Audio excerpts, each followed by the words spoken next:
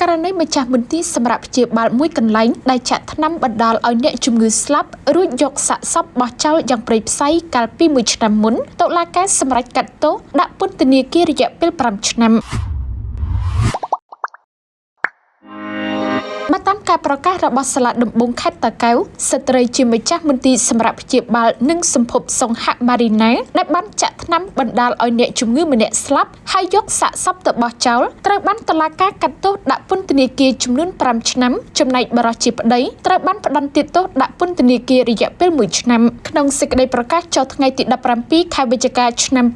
2025សាលាដំបងខេត្តតាកែវបានផ្តន្ទាទោសជនជាប់ចោទឈ្មោះសុនម៉ារីណាភេទស្រីអាយុ39ឆ្នាំដាក់ពន្ធនាគារកំណត់5ឆ្នាំនិងផាកពិន័យជាប្រាក់ចំនួន8លានរៀលចូលថវិការដ្ឋពាក់ព័ន្ធនឹងការចាក់ថ្នាំបណ្ដាលឲ្យអ្នកជំងឺស្លាប់នៅមន្ទីរសម្រាប់ព្យាបាលនិងសម្ភពសង្ហមារីណាស្ថិតនៅក្នុងឃុំត្រពាំងក្រសាំងស្រុកបាទីខេត្តតាកែវកាលពីថ្ងៃទី18ខែវិច្ឆិកាឆ្នាំ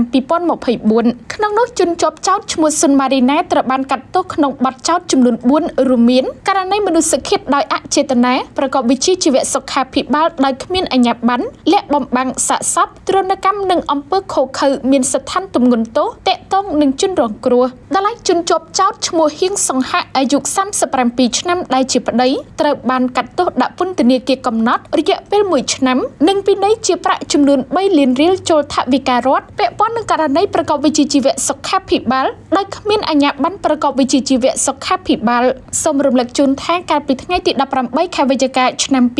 2024ស្ត្រីជាអ្នកជំងឺម្នាក់ឈ្មោះណាំចន្ទធូអាយុ41ឆ្នាំបានទៅទទួលការព្យាបាលនៅមន្ទីរសម្រាប់ព្យាបាលខាងលើព្រមទាំងបាននាំក្មួយស្រីអាយុ3ឆ្នាំម្នាក់ទៅជាមួយផងដែរប៉ុន្តែជាអកុសលស្ត្រីរងគ្រោះបានប្រតិកម្មថ្នាំរហូតដល់បាត់បង់ជីវិតអ្វីដែលនឹកស្មានមិនដល់នោះម្ចាស់ clinic ឯកជនដែលបើកដំណើរការគ្មានច្បាប់អនុញ្ញាតអស់រយៈពេលជាច្រើនឆ្នាំនេះមិនបានរាយការណ៍ជូនដំណឹងទៅកាន់សមត្ថកិច្ចនោះទេដោយបានធ្វើសកម្មភាពយកសាកសពស្ត្រីរងគ្រោះនិងក្មេងស្រីយកទៅប្លង់ចោលនៅក្នុងកំពតព្រៃដើម្បីបំបត្តិផតាំងយ៉ាងណាមិញក្រោយបាត់ដំណឹងជនរងគ្រោះនិងក្មេងស្រីស្រាប់តែអ្នកភូមិផ្អើលឆោឡោប្រទះឃើញសពស្ត្រីម្នាក់ដែលមានក្មេងស្រីអង្គុយយំអង្រួនយាមសាកសពស្ត្រីជាម្ដាយមីងអស់រយៈពេលពេញមួយយប់ភ្លាមសាច់ញាតិបានរាយការណ៍ទៅកាន់សមត្ថកិច្ចជំនាញឲ្យចុះធ្វើការពិនិត្យធ្វើកសលវិច័យនិងស្រាវជ្រាវលើករណីនេះបន្ទាប់ពីបើកការស្រាវជ្រាវសមត្ថកិច្ចបានឃាត់ខ្លួនម្ចាស់មន្ទីរសម្រាប់ព្យាបាលបញ្ជូនទៅកាន់តុលាការខណៈទីតាំង clinic ឯកជននេះ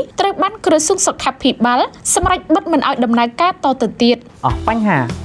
ការប្រាក់ទាបជាមួយសេវាកម្មរំលោះម៉ូតូដោយគ្មានប្រាក់កក់មុនបងនឹងខ្លាចជាម្ចាស់ម៉ូតូក្នុងក្តីស្រមៃគ្រាន់តែមានឯកសារតែពីរមុខតែប៉ុណ្ណោះទី1អត្តសញ្ញាណប័ណ្ណទី2សៀវភៅគ្រួសារមានតែឯកសារតែពីរមុខនេះក៏អាចយកម៉ូតូដ៏ស្រស់ស្អាតទៅប្រើប្រាស់បានដែរអូ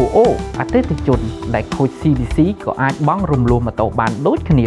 ដាក់ឯកសារហាងគេអត់ជាប់កុំបារម្ភហាងយើងអាចជួយសម្រួលបានសួរបង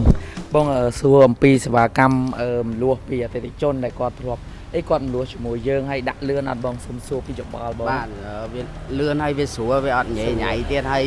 ណាមួយតម្លៃទៀបជាងគេនិយាយរួមខ្ញុំដើរឆែអស់ហើយមានកន្លែងគាត់ឲ្យថោកជាងគេអំពីទៀបហ្មងបាទទៀបហ្មងទៀប